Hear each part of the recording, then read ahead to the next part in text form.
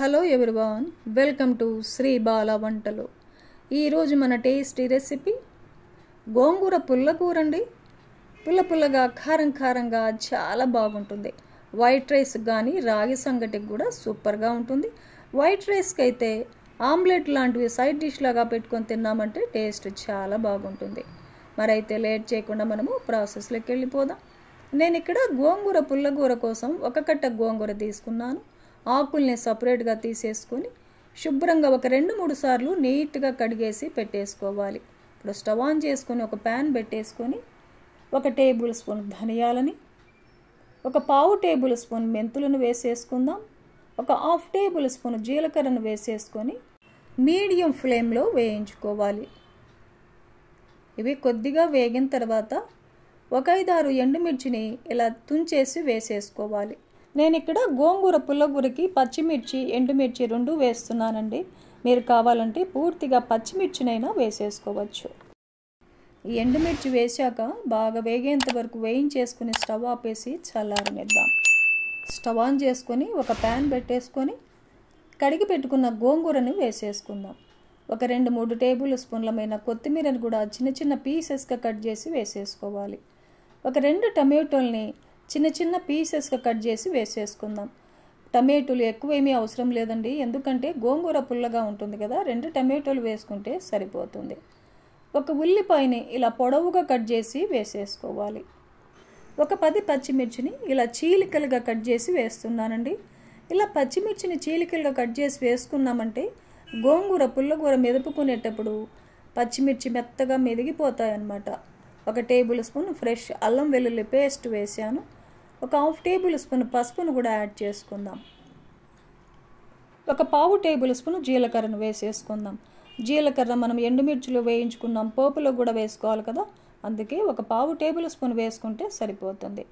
1 glass వాటర్ని add చేసుకోవాలి. గోంగూరలో కూడా వాటర్ ఉంటుంది కదండి, అందుకే 1 గ్లాస్ వేసుకుంటే సరిపోతుంది. కొద్దిగా ఫ్రెష్ కరివేపాకును కూడా వేసేసుకొని టేస్ట్కి సరిపడా సాల్ట్ను వేసేసుకొని బాగా కలిపేసుకుందాం. ఇలా కలిపేసుకొని మూత పెట్టేసి మీడియం ఫ్లేమ్లో ఉడికించుకోవాలి.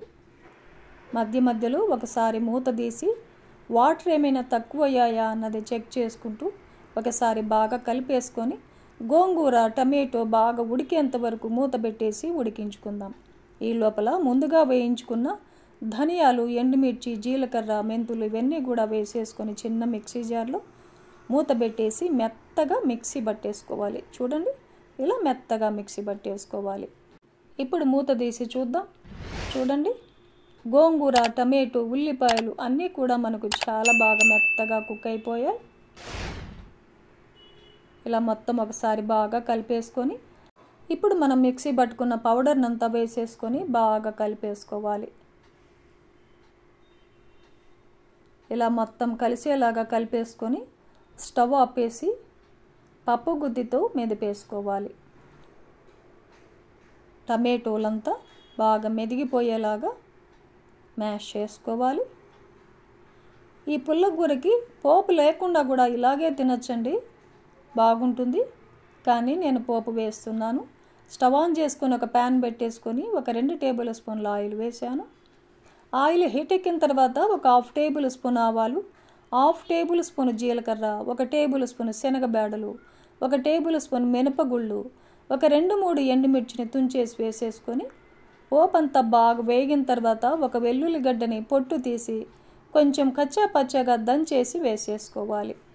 1/4 టేబుల్ స్పూన్ ఇంగువ, కొద్దిగా ఫ్రెష్ కరివేపాకును కూడా వేసేసుకొని ఈ పోపునంతా బాగా వేయించేసుకొని స్టవ్ ఆపేసి మెదిపి పెట్టుకున్న గోంగూర పుల్లకూరను వేసేసుకొని కలిపేసుకుందాం. మొత్తం కలిసేలాగా బాగా కలిపేసుకోవాలి. కమ్మనైన గోంగూర పుల్లకూర మనకు రెడీ అయిపోయింది. డిష్ అవుట్ చేసేసుకుందాం.